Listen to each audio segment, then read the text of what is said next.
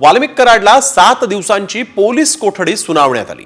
बीड सरपंच हत्या प्रकरणात या कराडला 22 जानेवारीपर्यंत कोठडी सुनावण्यात आलेली आहे। मोक्का लावल्यानंतर वाल्मिक कराडला बीड कोर्टात हजर करण्यात आलं। कराडवर दोन्ही बाजूकडून जोरदार युक्तिवाद करण्यात आलेला आहे।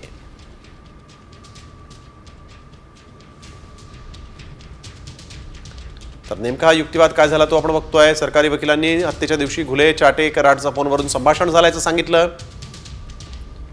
हत्येच्या दिवशी तिघांमध्ये 10 मिनिटं संभाषण झालं असं सरकारी वकिलांनी नमूद केलं।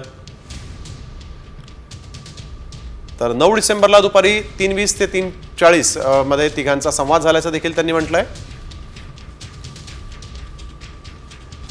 कराडच्या वकिलांनी वाल्मिक कराडची अटक बेकायदेशीर असल्याचं म्हटलंय। तर कराडनं सरपंच संतोष देशमुखांना धमकी दिली असा सरकारी वकिलांनी दावा केला। तर कराडचे वकिलांनी कुठल्याही आरोपीनं कराडचं नाव घेतलं नाही असं निदर्शनास आणून दिलेलं आहे। तर सरकारी वकिलांनी सरपंच देशमुखांचं अपहरण संभाषणाची वेळ मिळती जुळती असल्याचं निदर्शनास आणून दिलं। कराडच्या वकिलांनी वाल्मिक कराडच्या विरोधात ठोस पुरावा नाही असं म्हटलेलं आहे।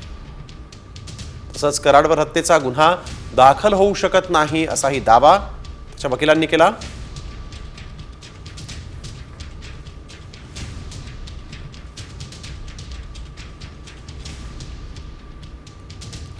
तर कराडच्या कोठडीसाठी आज युक्तिवाद झाला आणि 22 जानेवारीपर्यंत कराडला पोलीस कोठडी अखेर न्यायालयानं सुनावलेली आहे।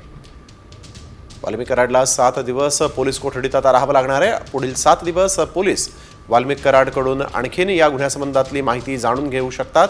7 दिवसांची पोलीस कोठडी आता कराडला देण्यात आलेली आहे।